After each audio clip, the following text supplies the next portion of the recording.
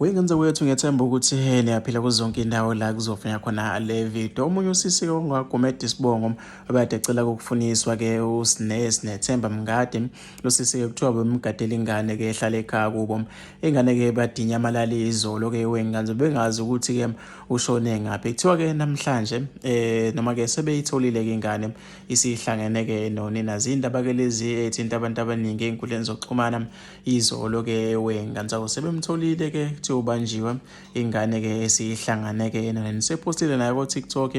Ubonga abantu abathe-ke bashare-ke i-post ukuthi ekugcineni ekwazi ukuthi ithole-ke ingane yakhe. Injabulo-ke ibibhala emehlweni kuyena lo wesifazane-ke ongwakagumede-ke isibongo wengane. Sabonga kakhulu abantu abathe bashare-ke i-post usisi gcina-ke itholile ingane yakhe.